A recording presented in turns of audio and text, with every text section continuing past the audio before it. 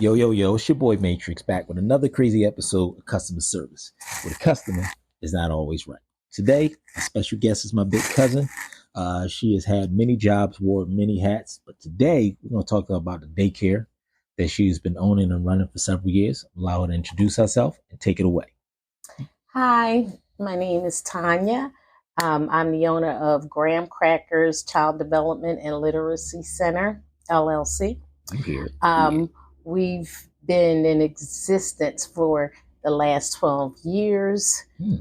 We're a star 4, working on accreditation. And my apologies, we are a home-based daycare. I'm what they would call a family daycare, family group, which means I can have up to 12 children in my home. So, yeah. Learn something new every day. That's where I am. I previously taught with the School District of Philadelphia, and just having those experiences led me to work with the younger children because I saw there were some gaps and some things that were missing. And Absolutely. I figured if you start with the younger ones, maybe they turn out better. Yes. Yeah. Make a difference. Get them while they're young. Start young.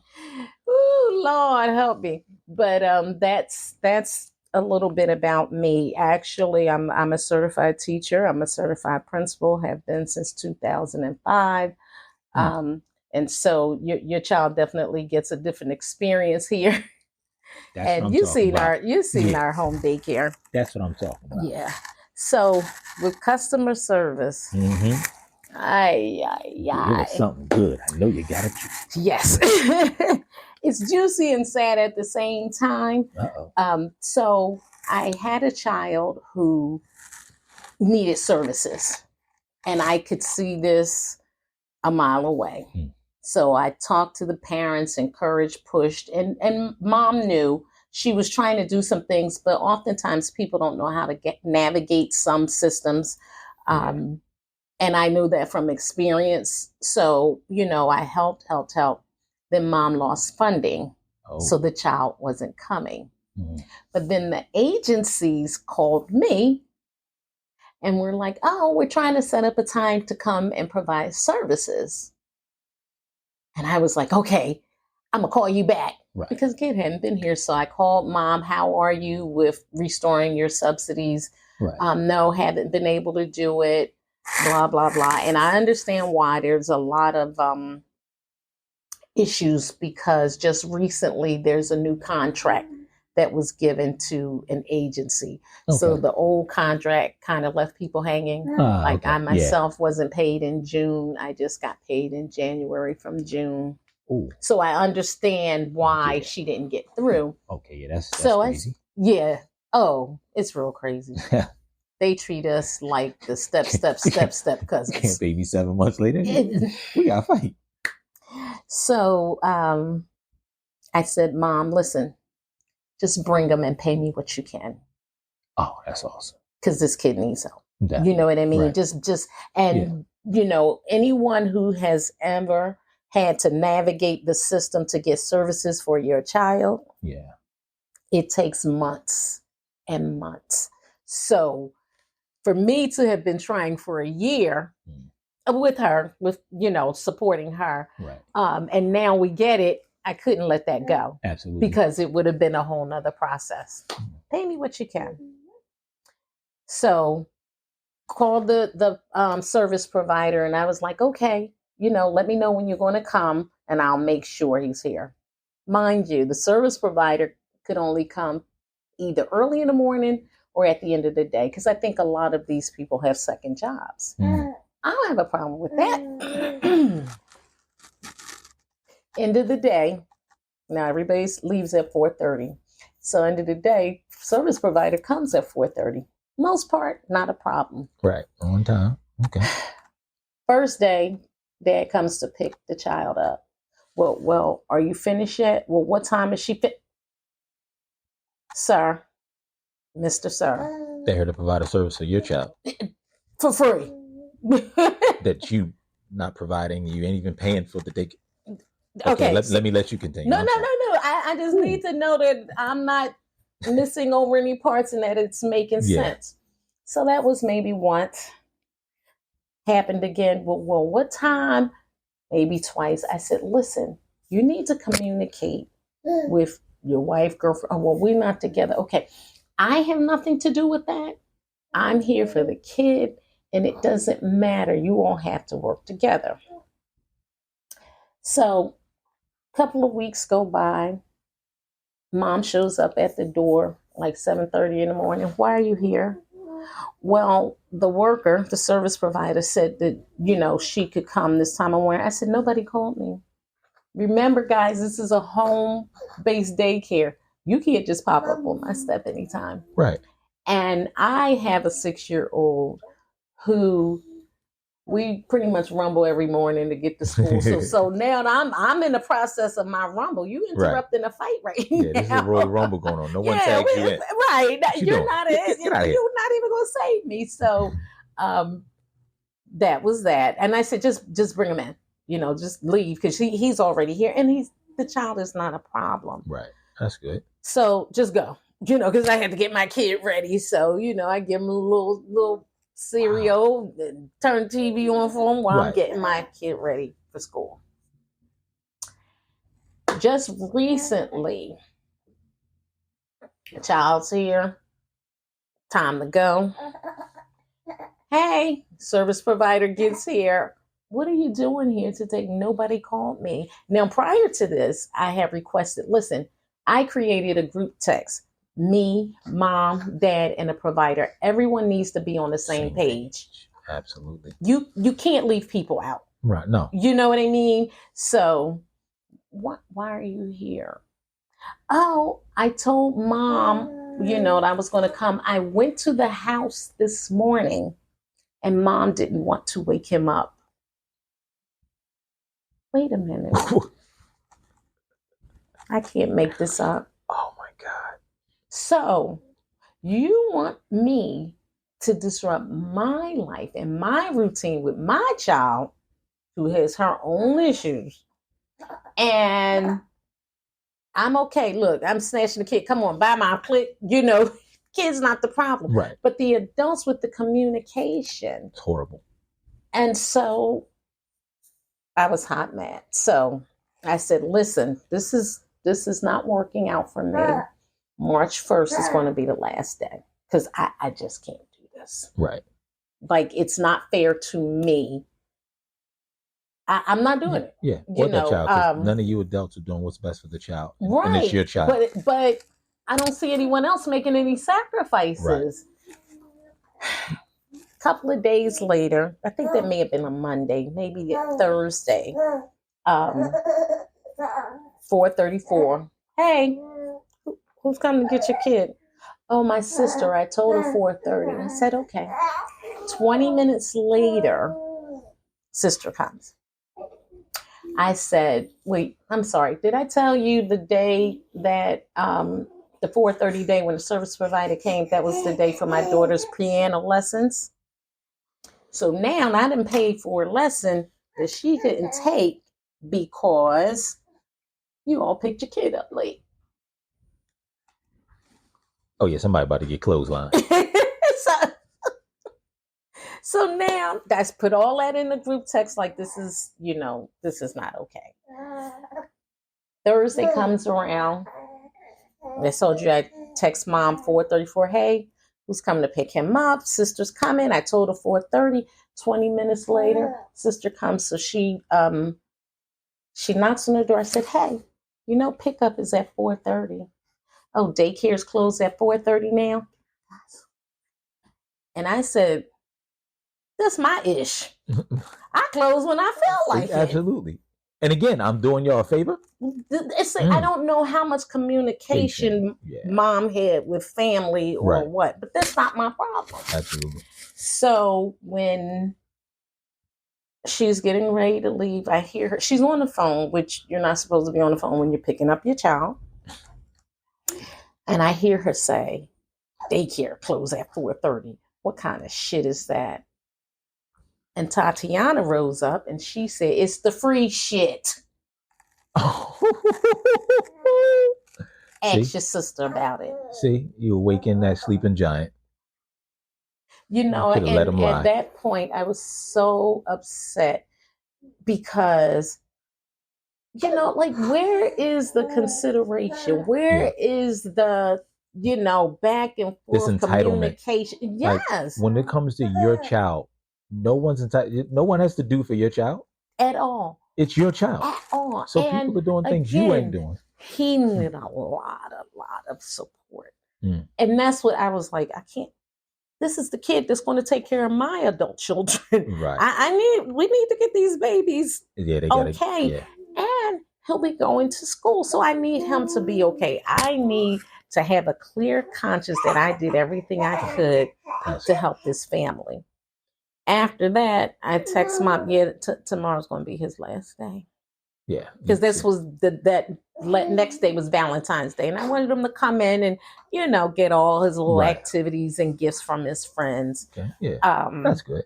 And I said to her, I said, listen, I go out my way to make sure your child is okay. And I don't deserve to be disrespected by your family. I don't deserve that. At all. You know, and I'm not going to do it. You know, that's just... Now, what I can say is most daycare providers do it for the children. Mm-hmm. So I'm not going to say that no one else would do what I did. You know what I mean? Right. Just from my circle of people. I'm not going to say that. But what I will say is when you look across the whole city, there are very few that will. That's awesome. People have been kind to me. You know, other daycare providers with my daughter, they have been very patient. You know, they've allowed me, because they know I have a business, but just as a parent, to bring my child a little later or a little earlier, or pick her up a little later or a little earlier.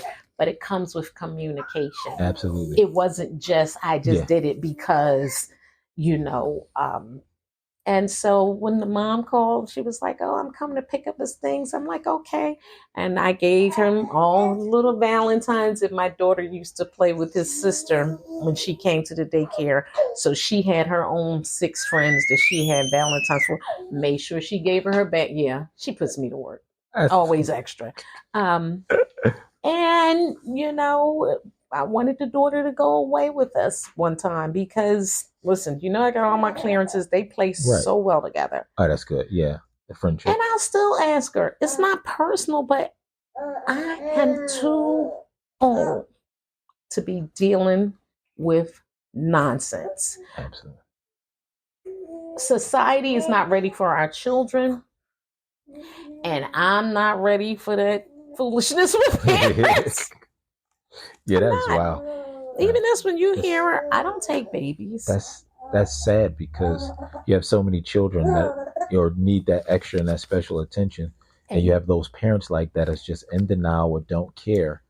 And you know, I know from having an autistic child myself that, you know, they're pushing a check on these parents, and these parents that already don't want these kids is like, let me get this just check, and I don't care where this kid at, what he do. I'm about to go take this money and have some fun. And like you said, these children are going to be taking care of you in 25 years when you're in the nursing home. These kids got to get jobs and go out in the world. How are they going to function if the mom, the dad, you're in denial that this child needs special needs, help or attention? And then when, like you said, you and the providers were like, hey, let's give this child everything they need. They don't even care. The dad is acting like, you know, I'm in a hurry. A hurry to go where? Yes. If it's pertaining to your child, you should be in a hurry to go nowhere to do except what's best for your child. But I think, too, the lack of communication. You know what I mean? That's why I created that group text. No, see, y'all playing game. Nope, this is what it is, and this is how it's going to be. And that's it. And that falls back to the bad parenting, because if the communication is about your child, that communication should always be there. Whenever it's pertaining to your child, always communication. I don't care if you like me or if you don't. You don't have to. But we need to make sure that this one gets the best that they can get. And Absolutely. that's it. Absolutely. So that lets you know, unfortunately, I hope that child turns out well because clearly the mother and father are not on the same page, but are not interested in doing what's best for the child. Yeah. And that's it. And the service provider sent a text. Oh, I'm sorry to hear this. Maybe we could have a meeting to try to sort this out so we can finish through the end of the month. I don't know. I know I ignored it. I'm not sure if I blocked everybody. That's because they always worried about the check.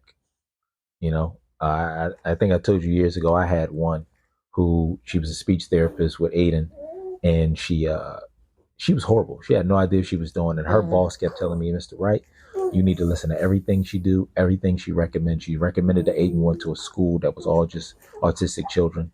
And I eventually just sat down and had a meeting with all of them. And when I got done tearing into her, she looked me in the face and said, well, to be honest with you, Mr. Wright, I don't know why they even gave me your son. I don't deal with children. I don't work with autistic children. I've never did this before in my life.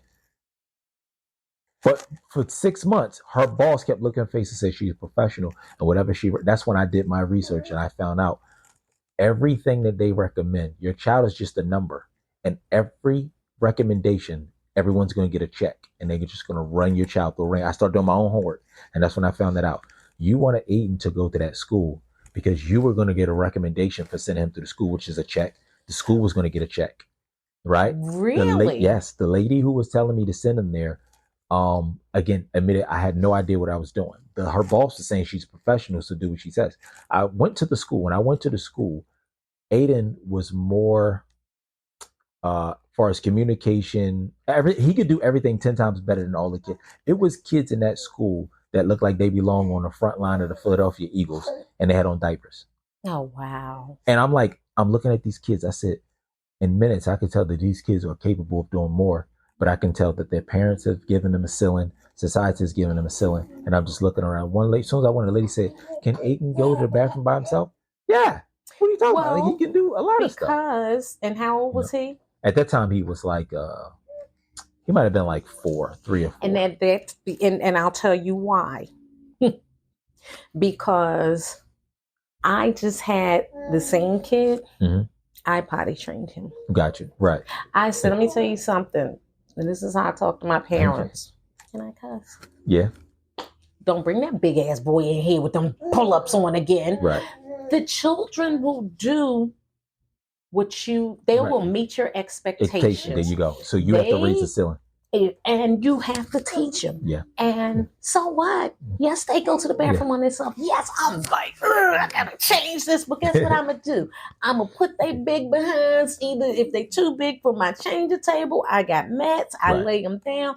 I'm gonna get them gloves. I'm gonna get them diapers. I'm gonna get them wipes, and I'm going to clean them. Absolutely. No, I don't want to. Right. When I get with my girls and I have happy hours, yes, I'm gonna let it all out and tell them, girl, I had to change old grandpapa today, Yeah. But at the end of the day, I'm going to do it. And you have to do it too. Absolutely. Yeah. Because they're ours. Yeah. At the time when that lady asked me, I didn't know because Aiden was still so young, but I realized later on, it was like these other parents of autistic children, especially these children, like I give Aiden no ceiling. They giving him a ceiling. So I understand why, I remember being in a store one day in a market and they were Middle Eastern and their son was just wilding. And it's like, I'm sorry. I was in a line behind them and they said, I'm so sorry. I said, it's okay. He said, I'm sorry. I said, it's okay. And he went to throw. I said, your son is autistic. The whole family looked at him. How do you know? I said, because my son's autistic. They looked at Aiden and they said, no, he's not. I said, yes, he is.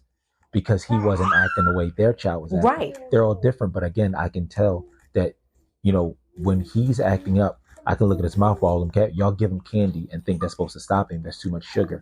No, they asked me, they said, can your son talk? I said, yeah. Can he read? I said, yeah. I said, just take this note. I said, he can do whatever you teach him.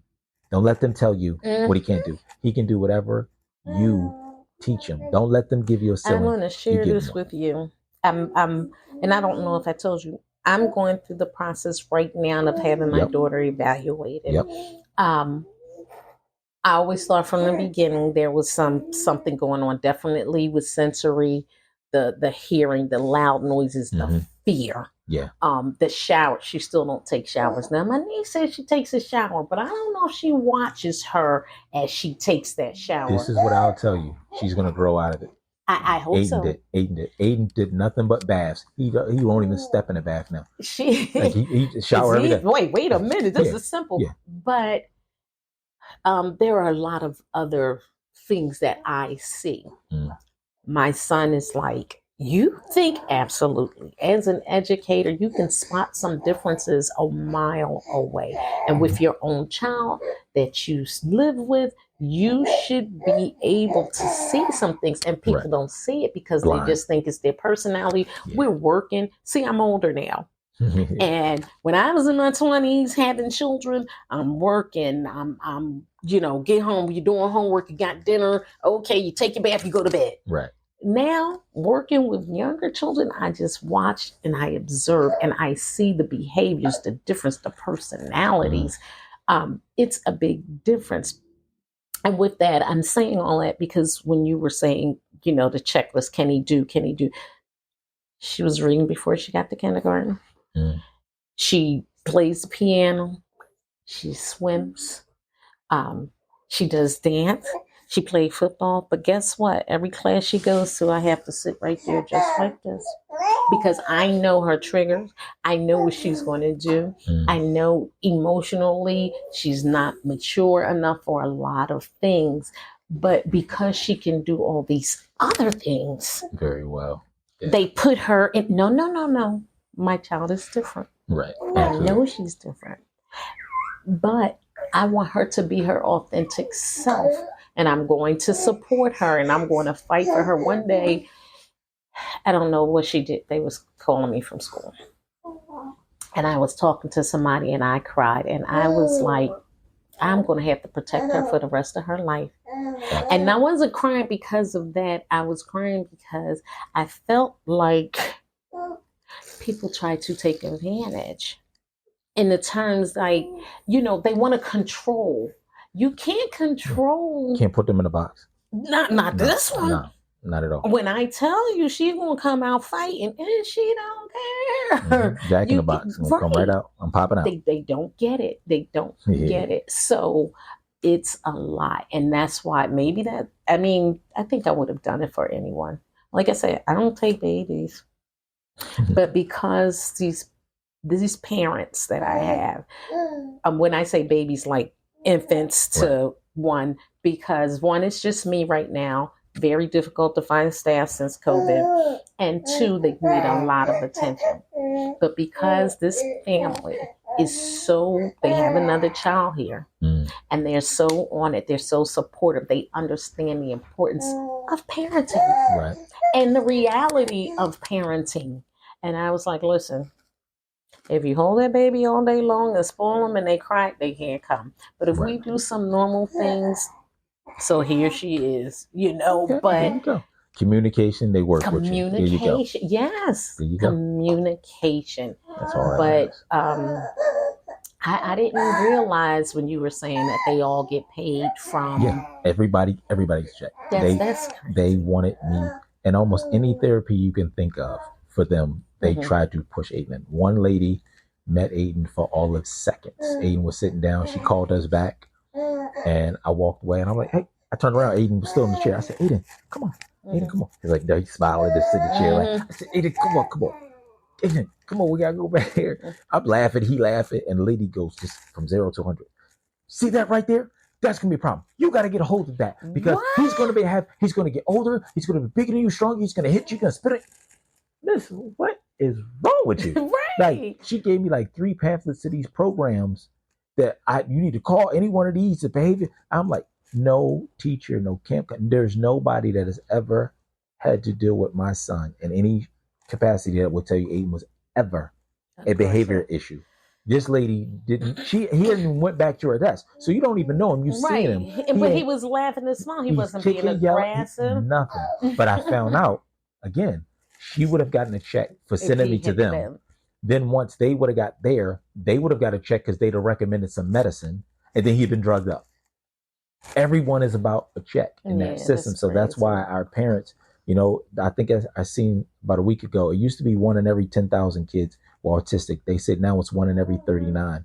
You have to get on it, y'all. Watch these kids, feed them, get them right good foods. And again, they want to give you a check. and then your child is the test dummy. I ain't saying don't take the check. I'm saying don't like use the check the right way. Don't take the check and be blindfolded and pay attention to your kids. They want to put them in this therapy and give them these pills that they don't need. They're going to give your kid a ceiling. Your kid is going to be drugged up in a box. Don't do it. I let them know. Don't you give my son nothing. Don't you. We will dance. I will move. I'm not gonna move furniture. This whole building gonna move. Right. And once they understood not to play with me, no one did it. Okay. You know, like we doing this. That's the other thing, that statistic. Because I was telling people like 50% of my children need services. Gotcha. And they need it because they're talking later. But now they're, and I'm not sure who it is, but some pediatric specialists. Before, remember, it was like, I think you're supposed to have 250 words by the time you're 2. Okay. Yeah. Now they're pushing it back. I think it's like 100 words because they know that these children are coming up with either speech delay or they're nonverbal. Gotcha. Okay. So, but you're changing the standards, but you don't want to deal with what's going on. Exactly. They're not ready for our children. The schools are not ready for our children. Parents aren't ready for our children. We're not ready. It's programmed that way, and it's only going to get worse. Yeah, I can believe that because I wasn't ready. I had a child, and I told his mother, this is a lot for me, because I have multi-ages. So this is a lot for me. I can't do this. And I loved him. I had him from a baby. But I'm going to tell you, I can't do it. Right.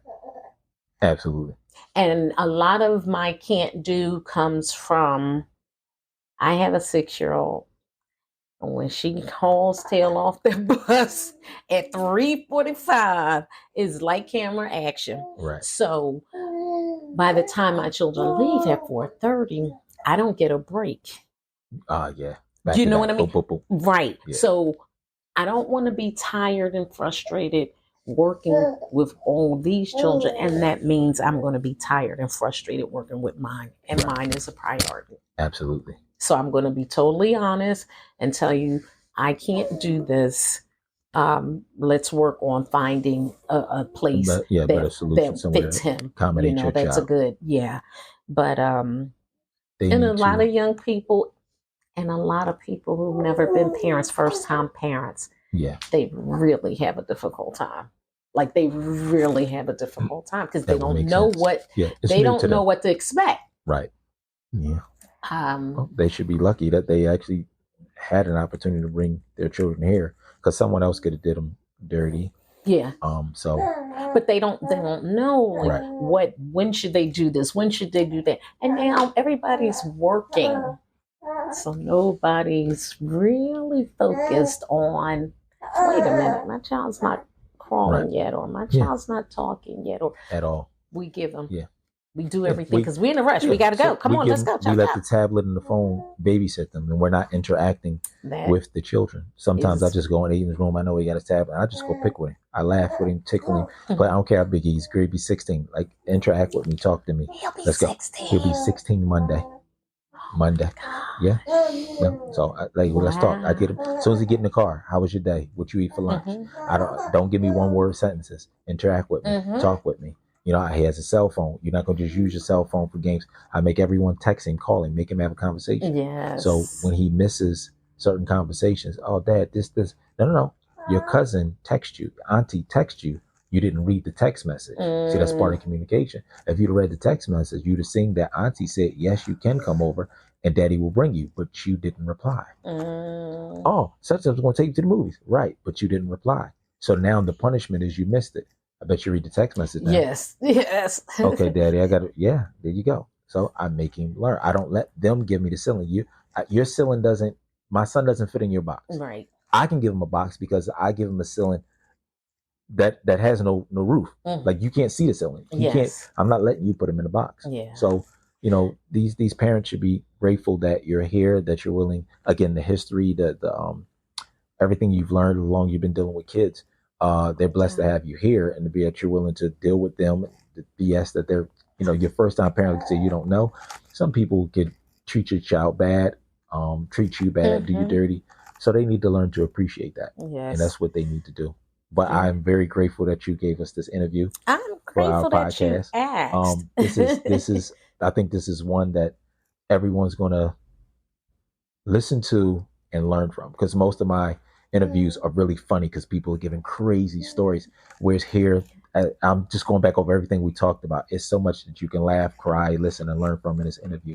So this, I can already tell, it's going to be one of my favorite. I'm going to play this back 100 times. Oh, wow. Thank you. We're very grateful to have you. Thank you very, very much. And you guys be kinder to your daycare providers and educators. And the other thing, I have providers. I give out great gifts. Gift your providers. Yeah. And by that, I mean, Valentine's Day, they all got foot massages. I know what my daughter do to them people during the day. You know what I mean? Yeah. Let them relax their feet, just let them know, even if you have your child write a card, they're learning something. Yeah. Let them know you appreciate My son has a teacher that was in his middle school, and she came over to the high school he's at now. She's an Eagles fan. So of course, I do all the Eagles stuff. Right. When we were going to the Super Bowl, I think the Super Bowl was that Sunday. So I walked up to her that Friday, popped my trunk, and gave her some Eagle stuff that I made. Mm-hmm. And just to show people, like my cousin was just saying, she was so appreciative of it that she showed the other teachers, and then came back to me the next week after we won the Super Bowl and said, Miss Such and Such, I showed the stuff you make. And I showed them, now I got teachers that are customers that, see that what happens? Show people that you appreciate. I forget so much stuff. This lady comes over to me and go, no school on this day, Mr. Wright. And Mr. Wright, like, I'll be forget. She know that whatever he need, I'll be there, but I'll forget. So she always will just, So as my cousin said, okay, leave a tip, just like you do your waiters and anyone else. Don't be afraid to say thank you. We appreciate you. Okay. I text my daughter's teachers. I call them. I text them. I send gifts. Every holiday. They listen. I'm going to make sure. I can't do this so much. Right, but I need them to know my little tokens. I appreciate you. Definitely. Mm-hmm. Thank you very much. You're welcome. Okay. Don't forget, guys, to tip your waiter. Okay, as always, Matrix. I'm out. My big cousin Tanya. If you need services, please look up the daycare. Give them that address again. It's 4409 North 19th Street, Graham Crackers, CDLC. We're also, if you look on the state website, we're at the top of the list. And come check us out. What's the number they can reach you at? 267-516-7467. You got it. You hear it here first. Thank you, guys. Customer Service Podcast, and we are out.